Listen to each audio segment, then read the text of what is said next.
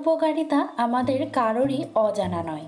হজম শক্তিকে যেমন বাড়ায় তেমনি কোষ্ঠকাঠিন্য দূর করে, এছাড়া উচ্চ রক্তচাপ কমায়।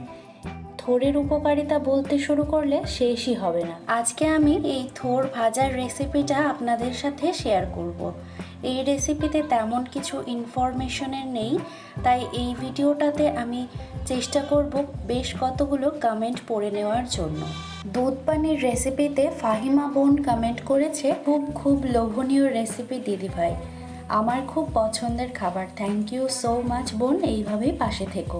আর দত্তা সিম্পল কিচেন থেকে বোন কমেন্ট করেছে, খুব সুন্দর হয়েছে রেসিপিটা, তোমার কথাগুলোও খুব ভালো লাগে। থ্যাংক ইউ সো মাচ, এইভাবেই পাশে থেকো বোন। রূপাজ রসোই ঘর থেকে দিদিভাই কমেন্ট করেছে, দুধ দিয়ে পনিরের রেসিপিটা খুব ভালো লাগলো, লাইক দিয়ে দেখে নিলাম।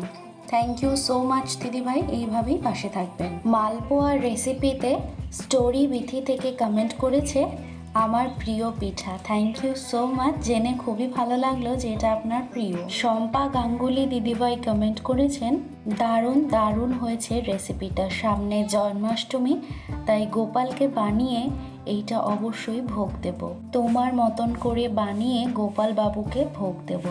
থ্যাংক ইউ সো মাচ দিদিভাই, এইটাই সব থেকে বড় পাওয়া আপনাদের কাছ থেকে।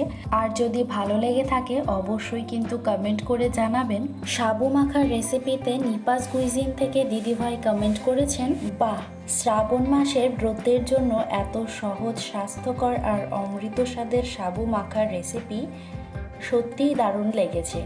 উপস্থাপন ভীষণ সুন্দর, একদম ঘরের মতন আপন অনুভব হয়। থ্যাংক ইউ সো মাচ দিদিভাই, এতটা ভালোবাসা দেওয়ার জন্য। অবশ্যই ট্রাই করব। ধন্যবাদ এত সুন্দর রেসিপি শেয়ার করার জন্য, আপনাকেও অনেক অনেক ভালোবাসা।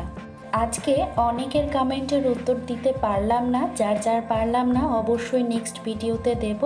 আর রেসিপিটা কেমন লাগলো অবশ্যই কমেন্ট করে জানাবেন। আজ এই পর্যন্তই, বাই।